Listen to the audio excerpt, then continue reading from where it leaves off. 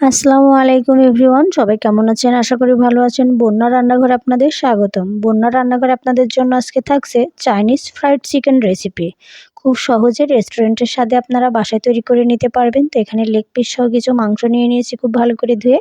এর মধ্যে পরিমাণ মতো লবণ, শুকনো মরিচের গুঁড়ো, হলুদের গুঁড়ো, গরম মশলা গুঁড়ো, গোলমরিচ গুঁড়ো এবং হাফ চা চামচ করে আদা রসুন পেঁয়াজ জিরা বাটা এবং সয়া সস ও একটি ডিম দিয়ে মাখিয়ে রাখবো আধা ঘন্টা থেকে 1 ঘন্টা।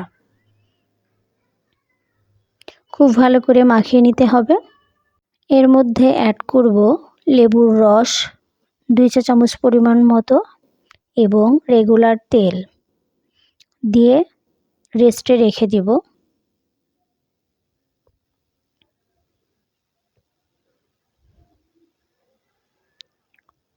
খুব ভালো করে মিশিয়ে নিতে হবে।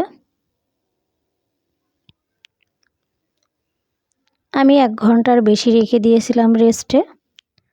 এর মধ্যে 2 টেবিল চামচ পরিমাণ ময়দা এবং 2 টেবিল চামচ পরিমাণ কর্নফ্লাওয়ার খুব ভালো করে মিশিয়ে নেব।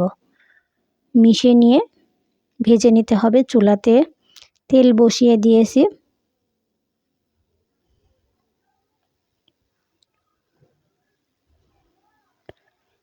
অল্প উপকরণ দিয়ে বাসায় এভাবে ফ্রাইড চিকেনটা করে নেওয়া যায় রেস্টুরেন্টের স্বাদে। তেলটা খুব ভালো করে গরম করে নিতে হবে। নিয়ে আমরা এক এক করে মাংসের টুকরোগুলো দিয়ে দেব। মাংসগুলো দেওয়ার পরে চুলার আঁচটা মাঝারি আঁচে রাখতে হবে, তাহলে মচমচে করে ভেজে নিলে অনেক ভালো লাগবে, অনেক ক্রিস্পি হবে। সময় নিয়ে উল্টিয়ে পাল্টিয়ে ভেজে নেব।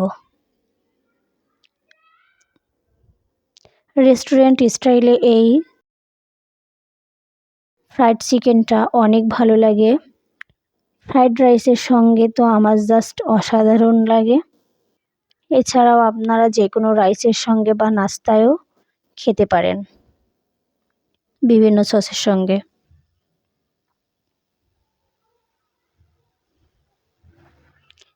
এই মাংসটা মেরিনেশন করে যত সময় রেখে দেবেন এই মাংসের টেস্টটা ততটাই ভালো আসবে।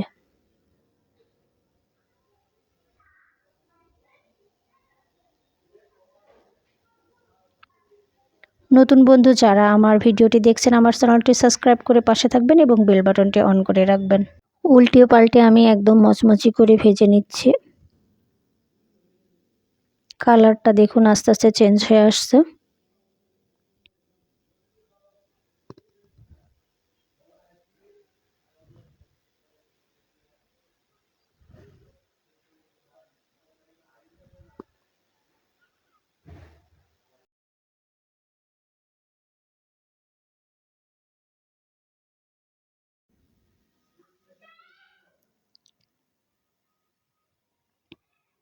যেগুলো বেশি হয়ে গেছে তুলে নিচ্ছে।